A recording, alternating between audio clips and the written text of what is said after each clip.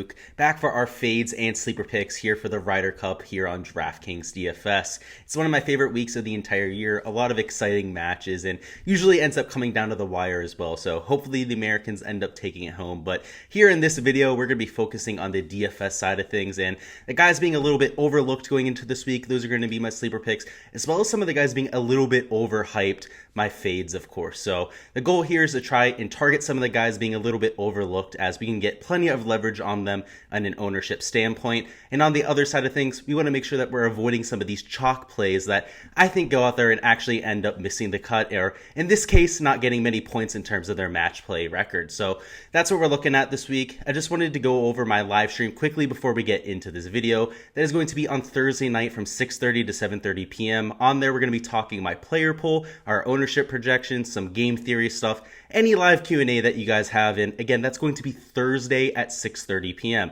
Earlier in my videos, a little bit earlier on this week, I incorrectly mentioned that it was going to be a Wednesday at 6:30 p.m.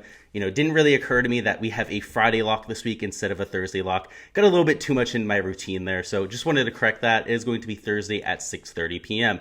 Without further delay though, let's hop into the top fades and sleeper picks here for the Ryder Cup. So starting off with our fades this week, we're going to have Shane Lowry at number 3. He's only $6,000, which makes him quite applicable in terms of the DFS format. You're going to be able to save quite a bit of salary using somebody like Lowry, but to me, just not a very good course fit this week. You can see out of the 24 ranked players in the field, he comes in at number 22 in terms of course fit. Obviously a cut play rookie as well, so we don't necessarily know if he has that grit or firepower that somebody like an Ian Poulter has. And for me, he's going to be a fade this week here in DFS as a result.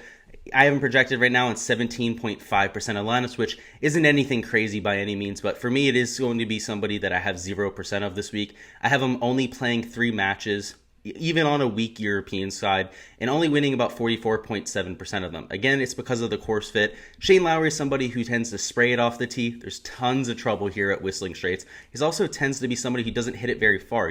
Typically those things don't go hand in hand. Typically you're either one of the more accurate players or one of the more distance-oriented players on the tour, and Shane Lowry doesn't check either of those boxes. And at Whistling Straits, it made him a little bit more of an interesting captain's pick, right? I'm not sure why Padraig Harrington actually ended up going with somebody like Shane Lowry. There were a few more better options, at least in my opinion, in terms of course fit, like Robert McIntyre out there. So he's going to be a fade for me there at number 3. And number 2, we have Collin Morikawa on the American side of things.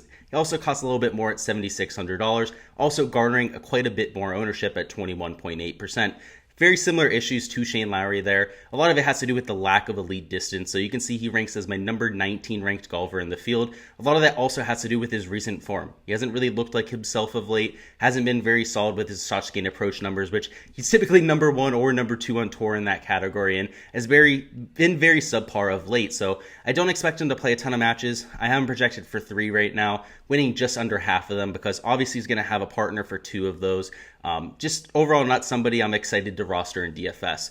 I mean, we have people priced around him like Bryson DeChambeau, Dustin Johnson for $600 above that first of all are going to play a lot more matches, second of all are coming in with much better form and have a much better course fit as well. And there at number 1 though, we do have Tommy Fleetwood, going to be my biggest fade there on the European side at $7,800 and nearly 20% ownership. It's a very similar issue with these first 2 guys. They just don't fit the course very well. Tommy Fleetwood has been very good in cut play in the past with a 4-1 record to this point. So a lot of people are going to be going there. So I have him just under 20% ownership right now. I would not be surprised if that actually ends up being closer to 30% by the end of the week. Again, he's somebody who has that pedigree behind him, especially a lot of the European fans. I do expect them to go to somebody like Tommy Fleetwood, but very similar problems to Shane Lowry. He's very wild off the tee.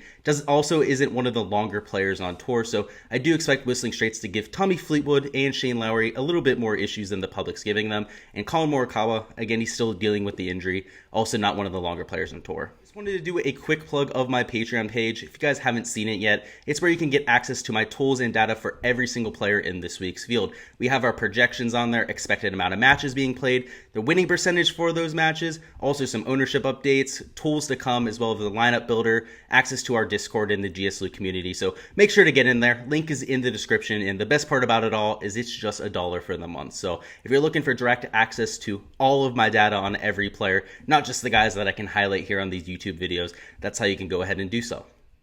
And now moving on to the sleeper picks. At number 3, we have Matt Fitzpatrick, who, don't call me Matthew anymore, right? Matt Fitzpatrick, he's $5,600 this week, which ends up being the 4th cheapest player on the entire slate, which you obviously have to like there. I also like the fact that he's not over 20% ownership. A lot of the players down low, you have to squeeze into your lineups to be able to play some of these studs, and Matt Fitzpatrick is definitely going to be one of my golfers of choice down low, the other being Harris English as well. He comes in as my model's number 18 ranked play out of 24 in the field, which isn't the greatest, but his shots gained off the tee numbers really excite me, especially for this match play format. Whistling Straits, it's no stranger, it's no mystery at this point how the length there is going to be a huge factor this week. Also, a lot of the hazards off the tee make it, if you're inaccurate, you're going to be in lots of trouble. Also, if you're not long, you're going to be in a lot of trouble here at Whistling Straits. Lucky thing for Matt Fitzpatrick, if he excels at anything on tour, and over the last 2 years, his best category has been shots gained off the tee. He comes in ranked number 5 in the field in shots gained off the tee, and this is the best players in the world, right? There's no slouches in this field, so for him to be number 5, even in a field of 24 people, is just absolutely ridiculous. And again, he's a cut play rookie, somebody that we haven't seen out here in this format before, but I like how he's looking in my models. I really like the price tag as well. And furthermore, I really like the ownership. He's somebody you can still get leverage on and still play and get some of that salary relief as well. At number 2, we have Sergio Garcia. He's a little bit more expensive at $7,000, but anytime you talk about Sergio Garcia in the Ryder Cup, you know he's going to be playing well. He always seems to be breaking the Americans' hearts. He comes in as my model's number 13 ranked play this week, which isn't anything to write home about, pretty average right there. But in terms of his cup play record over the years, it's been immaculate. A 22, 12, and 7 record, has the highest winning percentage of anybody in this field in the past. And I'm expecting him to play about 3.8 matches, most likely 4, potentially even 5 if he gets really hot during this year.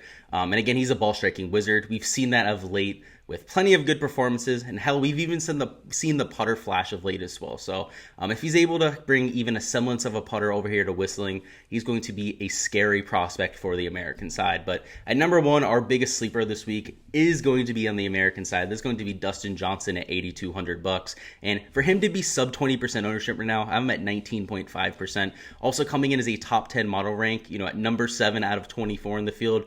I really like going to Dustin Johnson this week. And if we take just a little trip into the past and remember the last time we saw Dustin Johnson at Whistling Straits, he almost took down the PGA Championship, right? He was on the 72nd hole, ended up having that crazy penalty stroke that came out of nowhere that was actually assessed after the round and kept him out of that playoff. And I think DJ has a little bit of retribution, a little bit of revenge to get on this golf course. Obviously has a very good skill set for it, is very good on the bent grass surface. One of the best, if not the best, off the tee players in the world. Knows how to drop a ton of putts and is great with his approach. He literally fits this course to a tee. And again, we've seen him, and we really haven't seen anyone else in this field excel at Whistling Straits. So he's the only guy in the field with some elite course history, a great price tag at $8,200. And I expected him to be a very chalky play before the week started, but him being sub 20% ownership is just absolutely ridiculous. The average ownership of a player in this field is 24%. So for him to be 5% less than the average up there in the $8,000 range is excellent. I'll have him at captain slot in quite a few lineups. I absolutely love the price tag there. He'll also be in my flex position for pretty much every lineup. I don't have him in the captain. So one of my favorite plays this week. One of the people that I'd be willing to bet for the top point scorer overall in this Ryder Cup. That is all for the Ryder Cup fades and sleepers. Let me know in the comments who your biggest fade this week is for a free chance to earn a month of my Patreon projections. If you're able to pick someone above $9,000 in pricing that scores less than a point this week, you're going to be entered into that drawing. So go ahead and guess. If I had to take someone over $9,000 to not score a point, it'd be pretty tough. I'd probably take Rory McIlroy, right? On the losing side of things, seemingly the side with lower odds. Also somebody who's not the best in alternate shots. So that would be my pick, but go ahead and let me know down in the comments. You pretty much have Justin Thomas to choose from, John Rahm, and I believe that's it. So on there, for the Patreon page, again, you get access to my projections for every player in the field. So if you're not looking to wait, if you don't want to get access right now, that kind of thing, go ahead and check out the link in the description. Again, it's just $1. You get access to my tools for every player in the field, and I really recommend that you guys do so. As always, I really appreciate you guys stopping by and watching the video. If you guys haven't already, make sure to like and subscribe to the channel. It really helps me out with growing it, and again, I appreciate it a lot. Thanks again. I will see you guys Thursday at 6:30 p.m. for that live stream. Again, not going to be at Wednesday night at 6:30. is going to be Thursday at 6:30. That was a little bit of a misunderstanding earlier on in the week, but I'll see you guys then, and good luck.